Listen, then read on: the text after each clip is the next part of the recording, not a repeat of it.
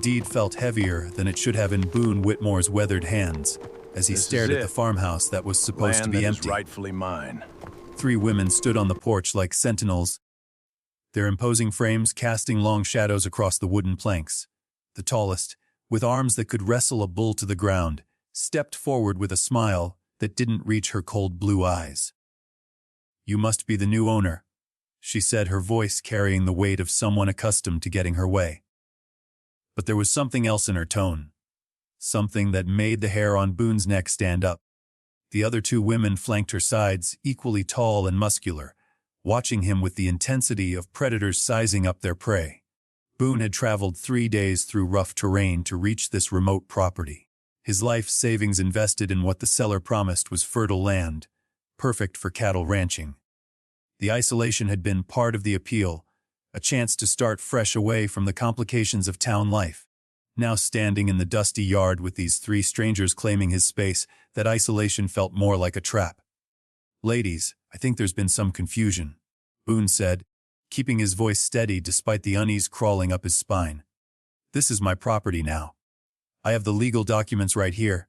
He held up the deed, the official seal still crisp and new. The woman's smile widened, revealing teeth that seemed too sharp for comfort. "Oh, we know exactly who you are, Boon Whitmore. We've been expecting you." The way she said his name sent a chill through him. How did she know who he was?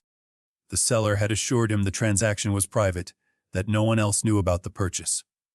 "We've been living here for quite some time." The second woman spoke up, her voice deeper than her companions. "Taking care of the land." Keeping it warm, she emphasized the last word in a way that made Boon's stomach tighten with an emotion he couldn't quite name. The third woman, a redhead with freckles that dotted her powerful shoulders, let out a low laugh. "The previous owner made certain arrangements with us before he left. Arrangements that don't just disappear because of a piece of paper." Boon felt the weight of their stares like physical pressure against his chest. These weren't ordinary squatters or confused neighbors. There was something deliberate about their presence, something calculated that made him question everything about his purchase. The seller had been eager to close the deal quickly, almost suspiciously so. Had he walked into some kind of setup? "What kind of arrangements?" Boon asked, though part of him dreaded the answer. The tall woman's eyes glittered with something that wasn't quite amusement. "The kind that involve you staying here with us permanently." She paused, letting the words sink in before delivering the blow that would change everything. "You're going to have sex with us, Boon. All 3 of us. That's how this works." The words hit him like a physical blow. Not from desire, but from the sheer audacity and threat they carried. This wasn't seduction. This was something else entirely. Something that made his hand instinctively move toward the rifle on his horse. But what exactly was he walking into? And why did he have the sinking feeling that his deed might not be worth the paper it was written on? Boone's hand froze halfway to his rifle, as the implications of the woman's words sank in. This wasn't some crude proposition from lonely frontier women. The way they stood, the confidence in their voices, the casual mention of arrangements with the previous owner, everything pointed to something far more complex and dangerous than simple intimidation. "I don't know what kind of game you're playing," Boone said, forcing steel into his voice despite the uncertainty churning in his gut. "But I paid good money for this land, and I'm not going anywhere." He dismounted slowly, keeping his movements deliberate and non-threatening, while maintaining eye contact with the leader. The tall woman chuckled, a sound devoid of warmth.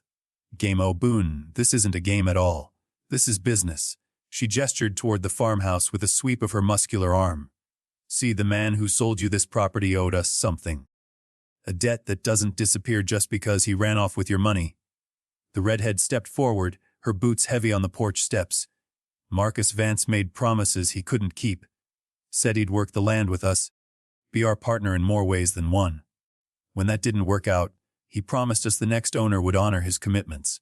Her green eyes fixed on Boone with unsettling intensity. "That would be you." Boone felt the first real stab of panic. Marcus Vance, that was the seller's name.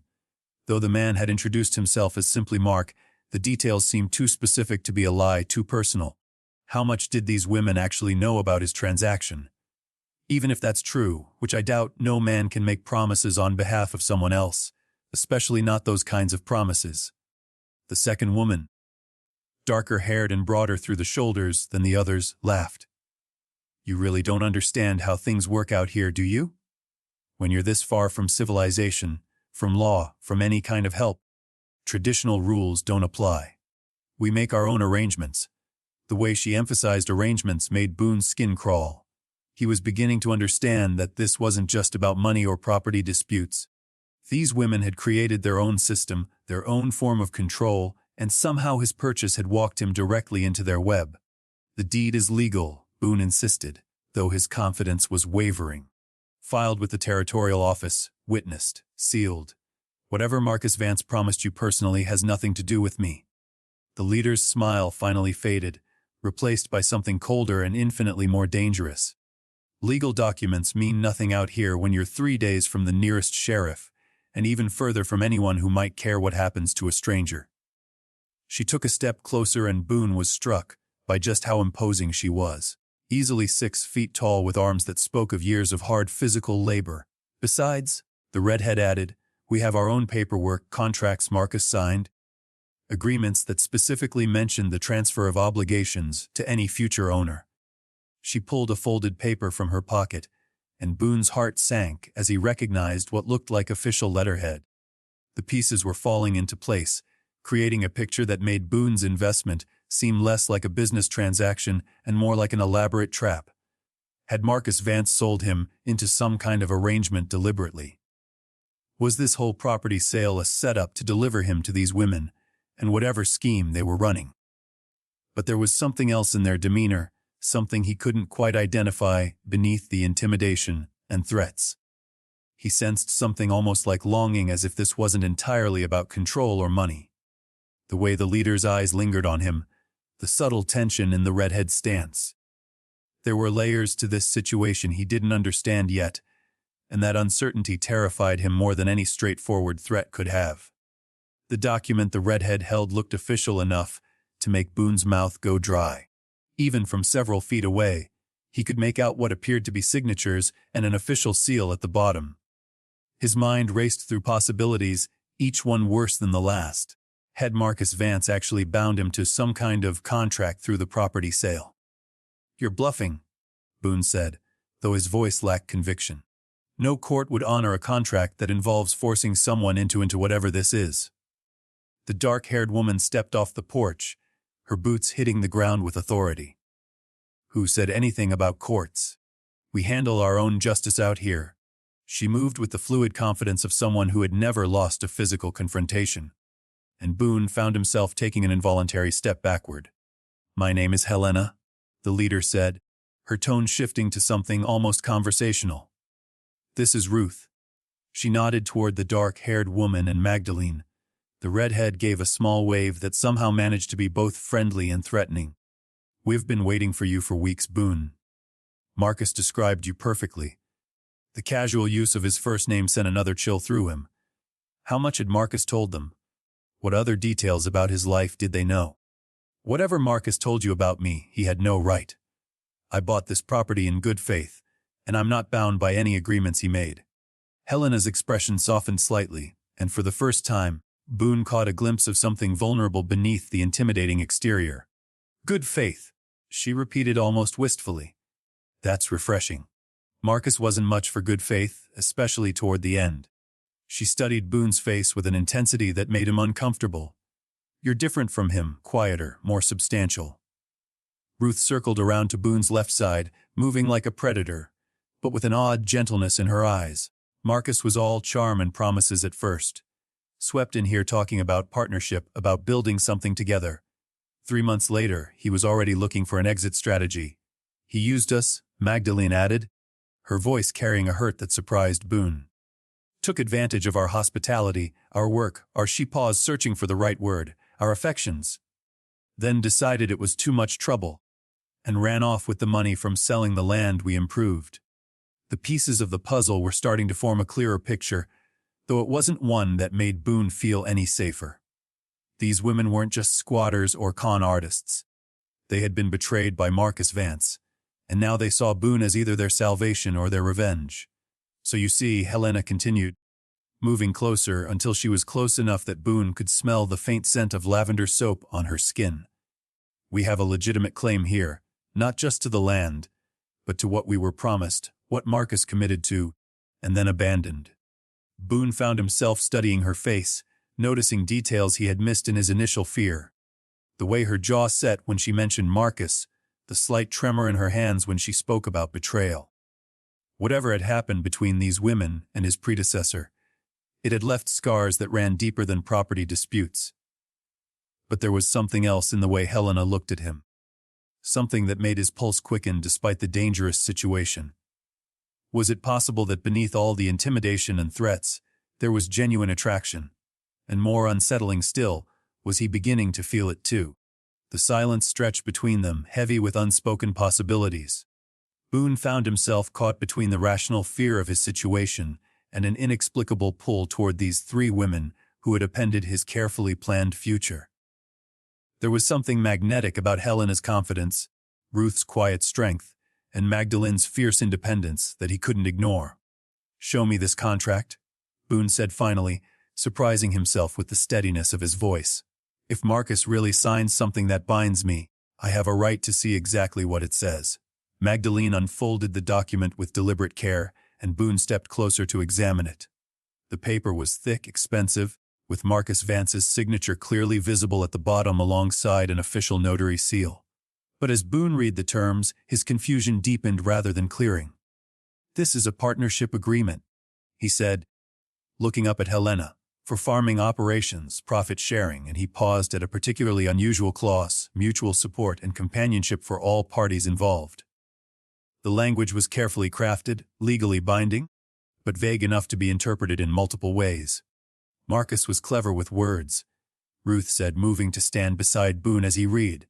Her proximity was distracting. She was tall enough that her shoulder nearly brushed his, and he caught the scent of something warm and earthy, like fresh bread in summer rain. He made promises that sounded romantic, but were actually business arrangements, and vice versa. Helena watched Boon's face as he processed the document. "The land has been profitable under our management.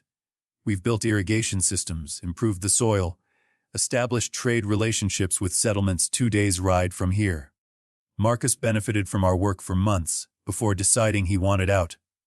But instead of honoring his commitments," Magdalene added, her green eyes flashing with renewed anger, "he found a buyer and disappeared with the money, leaving us with nothing but a piece of paper that apparently transfers his obligations to whoever bought the property." Boon set the contract down carefully, his mind working through the implications. These women had been more than partners to Marcus. They had been lovers, workers, and business associates rolled into one complex relationship. And according to this document, Marcus had legally bound any future property owner to step into his role. "Even if this contract is legitimate," Boon said slowly, "I didn't sign it. I can't be held responsible for agreements made by someone else, no matter what the paperwork says." Helena's expression shifted, and for a moment, Boon saw past the intimidating facade to something raw and vulnerable. "You're right," she said quietly. "Legally, you're probably not bound by Marcus' promises, but morally, we've invested everything into this land, into this arrangement. We have nowhere else to go." The admission hung in the air between them, changing the entire dynamic of the confrontation. These weren't predators trying to trap him. They were women who had been abandoned and were desperately trying to protect what they had built. Ruth stepped closer, her voice gentle but firm. "We're not asking you to honor every detail of what Marcus promised, but we are asking you to consider that we might be able to build something better together than any of us could alone." Boon felt his resistance wavering as he looked at each of them in turn. Helena's strength masked a deep loneliness. Ruth's quiet confidence couldn't hide the hope in her eyes. Magdalene's fierce independence was built on a foundation of hurt that she was trying desperately to protect. "What exactly are you proposing?" Boon asked. And even as the words left his mouth, he knew he was crossing a line from which there might be no return. The three women exchanged glances, and Boon realized that his answer would determine not just his immediate future, but potentially the rest of his life. Whatever came next, nothing would ever be simple again. Helena stepped forward, her imposing frame somehow less threatening now that Boone understood the pain behind her strength. "We're proposing a real partnership," she said, her voice carrying a warmth that hadn't been there before. Not the half-hearted arrangement Marcus offered, but something genuine. "We work the land together, share the profits equally," and she paused, meeting his eyes directly. "We share our lives." The weight of her words settled over them like morning mist. Boone found himself studying each woman with new eyes, seeing past the intimidation to the loneliness that had driven them to this desperate gambit. They weren't trying to trap him. They were trying to save themselves and offer him something he hadn't even realized he was looking for. "The three of you," Boone said slowly, testing the waters. "You've been together since Marcus left." The question carried implications that made his heart race with a mixture of curiosity and unexpected desire. Ruth nodded, a faint blush coloring her strong features. "We found comfort in each other after he abandoned us. It started as survival, but it became something more, something we didn't want to lose." Her honesty was disarming, and Boone felt his carefully constructed defenses beginning to crumble. Magdalene moved to stand beside her companions, creating a united front that was no longer threatening, but strangely appealing. "We know how it sounds," she said, her green eyes locked on his. "Three women asking a stranger to join them in something most people would never understand. But out here, conventional rules don't apply. We make our own family. Our own bonds." Boone's mind raced through the possibilities and consequences. He had come here seeking solitude and a fresh start. But what they were offering was the opposite. Connection, partnership, and an intimacy that went far beyond anything he had ever imagined. The rational part of his mind screamed warnings, but another part, a part he had long suppressed, whispered that this might be exactly what he needed. "The physical aspect," Boone said, his voice rougher than he intended. What would that mean exactly? The question hung in the air between them, charged with possibility and uncertainty. Helena's smile returned, but this time it was genuine, reaching her eyes for the first time since he had arrived. "It would mean whatever feels natural to all of us," she said simply. "No pressure, no demands. Just the freedom to explore what develops between us as we build something together." The honesty in her response surprised him. This wasn't about coercion or fulfilling some obligation to Marcus. This was about four people finding solace and connection in an isolated world where traditional relationships often meant nothing. "And if it doesn't work?" Boone asked, though even as he spoke, he could feel his resistance weakening. There was something about the way Ruth's eyes softened when she looked at him. The way Magdalene's fierce independence seemed to include space for him. The way Helena's strength promised protection rather than domination. "Then we figure it out like adults," Ruth said simply. "But Boone, we've been watching you since you arrived.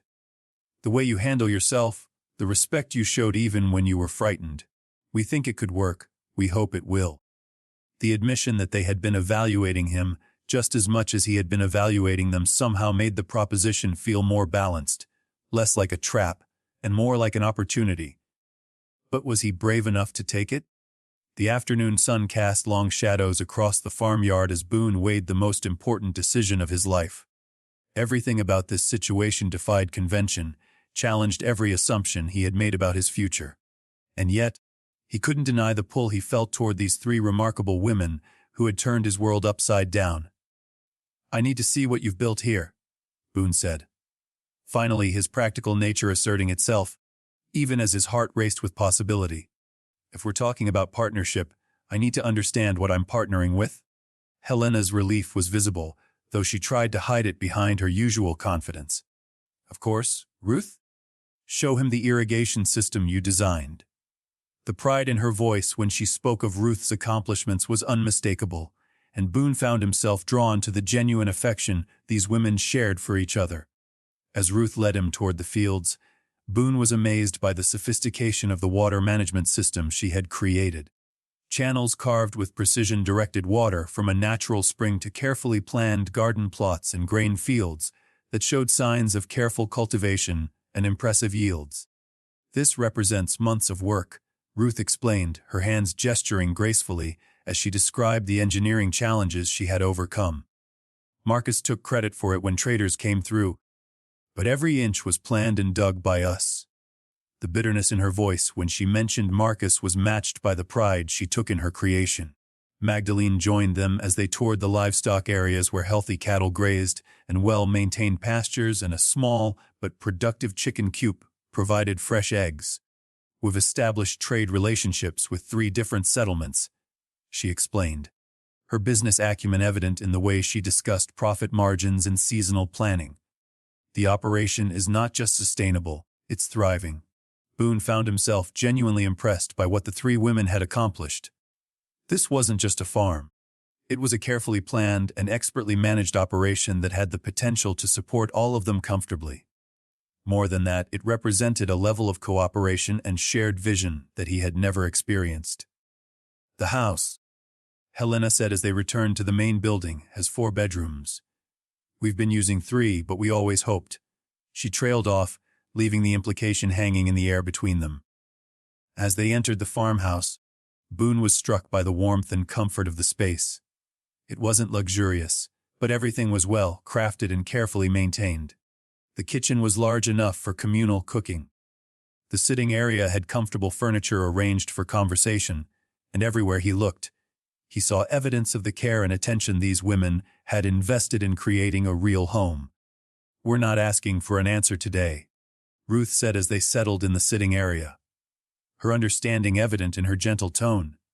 "This is a big decision, and we want you to be certain before you commit to anything." But even as she spoke, Boon realized that his decision was already made. The attraction he felt wasn't just physical, though he couldn't deny the way his pulse quickened when Helena's hand brushed his arm, or how Ruth's smile made him feel understood in ways he had never experienced, or how Magdalene's fierce independence drew him like a flame. More than attraction, he felt the pull of belonging. These women had created something remarkable together, and they were offering him the chance to be part of it. The risks were enormous, but so was the potential reward. "What happens next?" Boon asked, and all 3 women smiled, understanding that his question was really an answer. The future stretched before them, uncertain but full of possibility, and for the first time in years, Boon felt truly alive.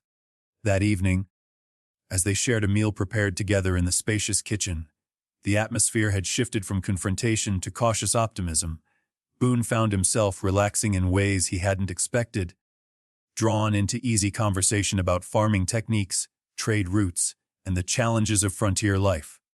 The 3 women moved around each other with practiced ease, their partnership evident in every shared glance and completed task. "There's something else you should know," Helena said as they cleared the dishes, her tone carrying a weight that made everyone pause. "Marcus left us with more than just broken promises. There are debts he incurred in our name. People who expect payment that we can't provide alone." The admission hit Boon like cold water.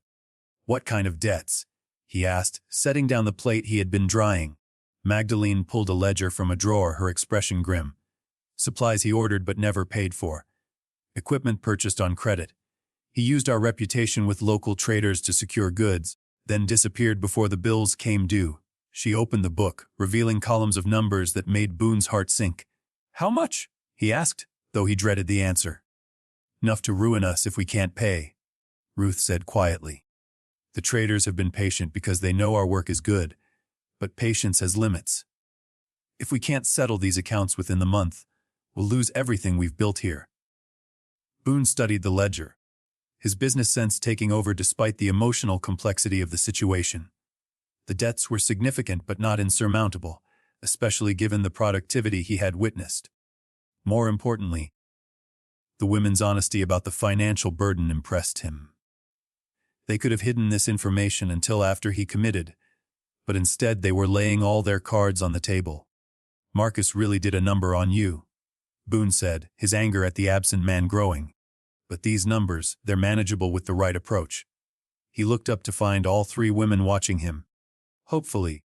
I have capital from selling my previous holdings, enough to settle these debts and invest in expanding the operation." The relief on their faces was immediate and overwhelming. Helena's composure finally cracked. Tears she had been holding back for months, finally spilling over. Ruth reached for his hand, her grip firm and grateful. Magdalene simply nodded, but her eyes spoke volumes about what his offer meant to them.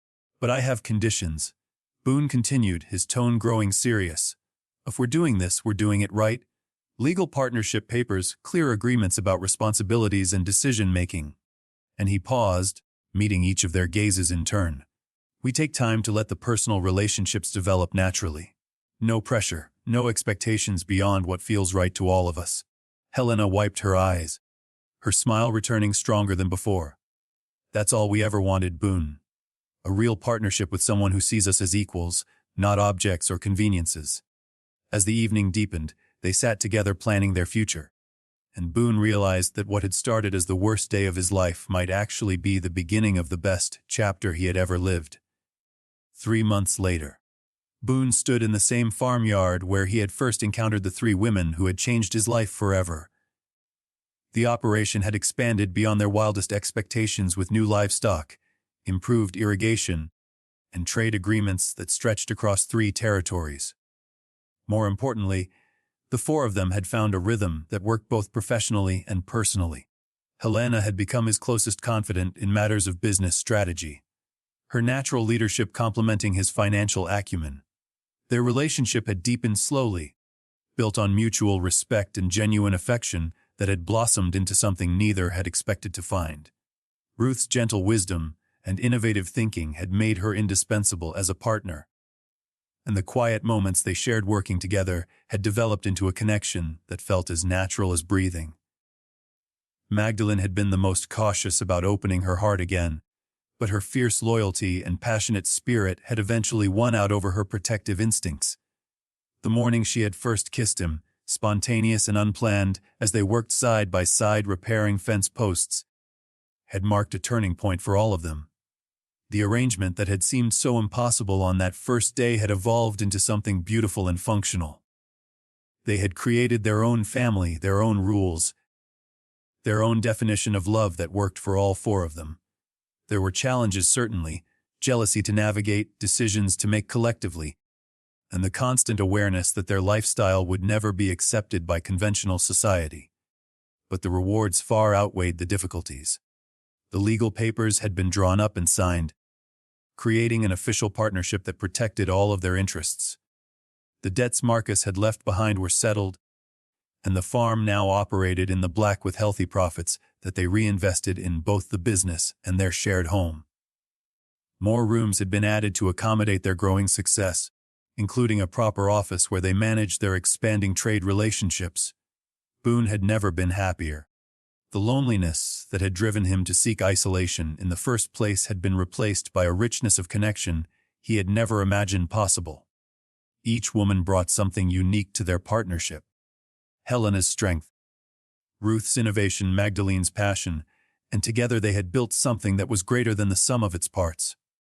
As evening approached, the 4 of them gathered on the porch that had been expanded to accommodate their family dinners and evening conversations.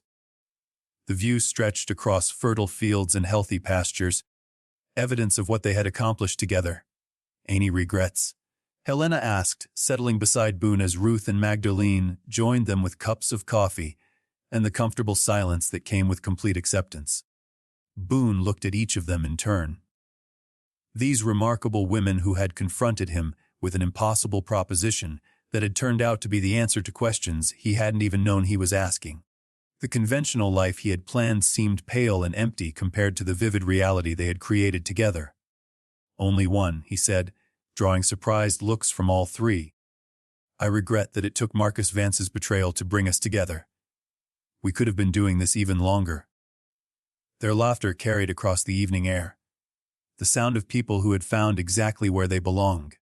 In a world that demanded conformity, they had chosen connection. In a society that insisted on conventional relationships, they had created their own definition of love. And in that choice, they had found something precious and enduring that would sustain them through whatever challenges the frontier might bring. If you enjoyed this story, click the video on your screen now to watch another unforgettable tale where courage and unexpected partnerships collide in ways you never imagined. Don't forget to subscribe and consider a super chat to help us keep bringing you more stories like these. Your support means everything to us.